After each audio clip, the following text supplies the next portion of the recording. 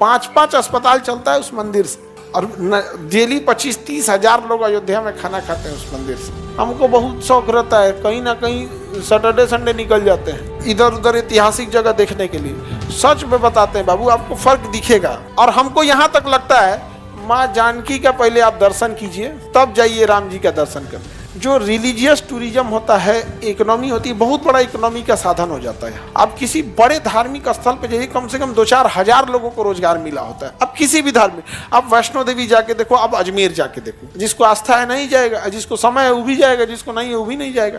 और दूसरा कुछ भी कह लो, बड़े धार्मिक स्थान पर आप तभी जा सकते हैं जब आपको कोई बुलाए, मतलब वहां से बुलाए, वरना ऐसा नहीं हो सकता है कि आपके पास पैसा है आप चल जाएंगे केदारनाथ, नहीं।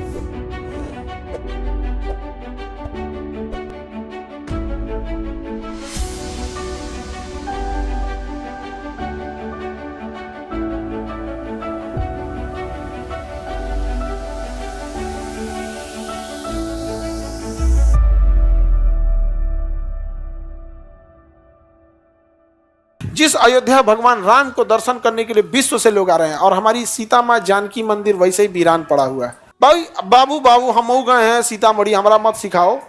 अयोध्या जाओ और सीतामढ़ी जाओ, तुमको दिख जाएगा। सीतामढ़ी में हम पूरा घूमल है भैया, हाँ, अरे बहुते बार गए हैं सीतामढ़ी में हम लोग। यहाँ पे हर जगह सीता, बैजनिया, बाजपट्टी, सुरसन, पुपरी, भुतही, रधाऊ, हर जगह गए हैं लगभग। जो सीतामढ़ी का होगा उसको पता होगा ये सब एरिया, अब बाकी जो नहीं होंगे उनको नहीं। हमको बहुत शौक रहता है, कहीं ना कहीं सैटरडे संडे निकल जाते हैं इधर उधर ऐतिहासिक जगह देखने के लिए। सच में बताते हैं बाबू, आपको फर्क दिखेगा। और जबकि कितना अच्छा होता, और हमको यहाँ तक लगता है माँ जानकी का पहले आप दर्शन कीजिए, तब जाइए राम जी का दर्शन करने। समझ आ गए कि नहीं? जानकी राम, सीता राम, लक्ष्मी नारायण, राधे कृष्ण। तो पहले माता जी का तो दर्शन करो भैया। कभी आओ हम बिहार वालों के पास, नहीं समझे, तब जाएं वहां पर, कितना अच्छा रहेगा। और सरकार ने एक बहुत अच्छा, मोदी जी ने एक सड़क लेके आए, राम जानकी मार्ग, अयोध्या से लेके, और वो कहाँ तक जा रहा है? सीतामढ़ी तक जा रहा है। अयोध्या से जाता है कहाँ तक? सीतामढ़ी तक। वो राम जानकी मार्ग है, अभी बना नहीं है, काम चालू है, उस पर बड़ा धीमा गति से हो रहा है, जबकि ये सब काम तेज गति से होना चाहिए। तो इतना अच्छा रहता। जो रिलीजियस टूरिज्म होता है, इकोनॉमी होती है, बहुत बड़ा इकोनॉमी का साधन हो जाता है यहाँ पर। आप किसी बड़े धार्मिक स्थल पे जाइए, कम से कम 2-4 हजार लोगों को रोजगार मिला होता है। अब किसी भी धार्मिक, आप वैष्णो देवी जाके देखो, अब अजमेर जाके देखो, आप उसके आसपास में देखिएगा ना, बहुत सारे लोग को उसी से रोजगार मिला है। कोई होटल चला रहा है, कोई ऑटो रिक्शा, फूल, प्रसाद, कोई टूरिज्म की चीज, बहुत सारी चीजें डेवलप हो जाती है। आप अजमेर दरगाह के आसपास देख लेना, और वैष्णो देवी जाके देख लेना, वहाँ के लोग बस उसी से ही चल ही रहे हैं। बहुत बड़ा इनकम का एक रास्ता होता है। बट अब क्या होता है ना कि बहुत सारे लोग धार्मिक चीज़ों को अलग एंगल से देखने लगते हैं। ऐसा नहीं है भाई, जिसका आस्था है वो जाएगा, जिसको आस्था है नहीं जाएगा, जिसको समय है वो भी जाएगा, जिसको नहीं है वो भी नहीं जाएगा। और दूसरा कुछ भी कह लो, बड़े धार्मिक स्थान पर आप तभी जा सकते हैं जब आपको कोई बुलाए, मतलब वहाँ से बुलाए, वरना ऐसा नहीं हो सकता है कि आपके पास पैसा है आप चल जाएंगे केदारनाथ, नहीं। ऐसे धार्मिक जगहों पे होते हैं। तो अपने यहाँ होना चाहिए था सीतामढ़ी, लेकिन नहीं हुआ, तो अब हम लोग क्या कर सकते हैं। उसका एक बड़ा रीजन है कि बिहार वाले कभी लड़े ही नहीं अपने विकास के लिए, कभी लड़े ही नहीं। मतलब ना, अपना अस्तित्व, अपना सब कुछ खो बैठे हैं हम लोग यहाँ पर। उसका एक बड़ा कारण है, जब आपके पास पैसे नहीं रहेंगे ना, तो आपका केवल उद्देश्य रहेगा हम अपना भूख कैसे मिटाएं, हमारा घर बन जाए, हमारा।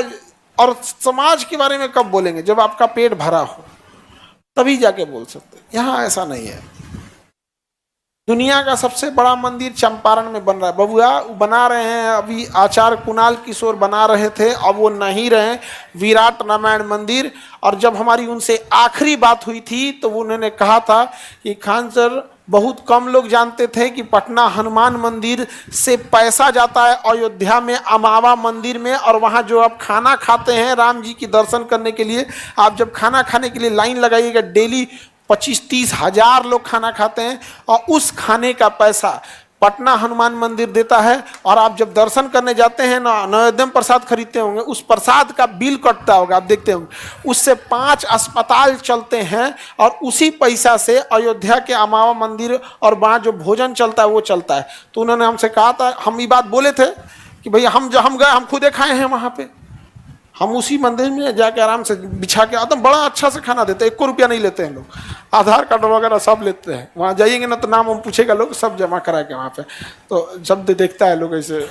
हम तो हर जगह जाते हैं, गिरजाघर भी गए हैं, गुरुद्वारा भी गए हैं, मंदिर मस्जिद सब जगह जाता है। हमारा सारे भगवान लोग से अच्छा संपर्क, सही बताते कसम से, हम हर जगह, हम अजमेर भी गए, पुष्कर भी गए, पुष्कर अजमेर ब्रह्मा जी का मंदिर है, पुष्कर मंदिर वहाँ पे।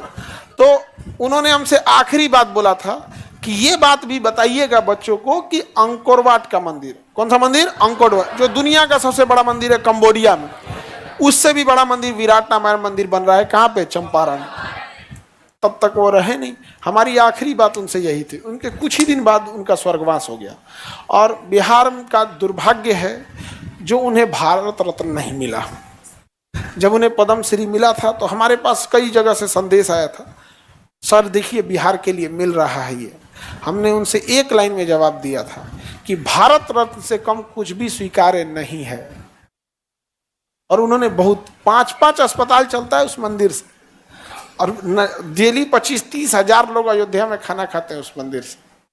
तो उन्होंने एक दिखा के गए थे लेसन कि आप प्रसादी चढ़ाने आ ही रहे हैं, और बाकायदा उसका बिल कटता होगा, देखते होंगे, बढ़िया एकदम शुद्ध बनता है। आप लोग तो बनते नहीं देखे हैं, हम तो उनके साथ जाके सब चीज़ देके रहते थे। वहाँ पे कुर्ता पैजामा पहन के, अब तो रहे नहीं, स्वर्गवास हो गया उनका।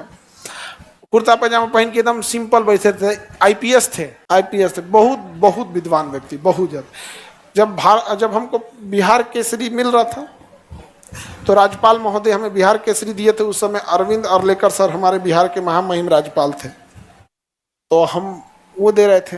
तो हम राज्यपाल साहब का कदर करते हैं, लेकिन बगल में वो भी थे, तो हम कहें कि साहब आपके हाथ से भी सम्मानित हो जाए। तो हमारा एक साथ वो भी दिए, तो हमको बड़ा खुशी हुआ। अब नहीं रहे वो। आप लोग तो टिकटॉक और इंस्टाग्राम वाली पीढ़ी हो, तुम लोग को क्या पता तुम्हारे लिए क्या किसने किया है। दुर्भाग्य होता है जब तुम लोग को पता रहेगा कि बॉलीवुड में कौन सा नया सॉन्ग आया है, कौन हीरो आया है, कौन नचनिया वायरल हो गई। लेकिन आज की पीढ़ियों को जो तुम्हारे लिए इतना किया वो नहीं पता रहेगा। तुम लोग को ये सब थोड़े ध्यान रहेगा जी।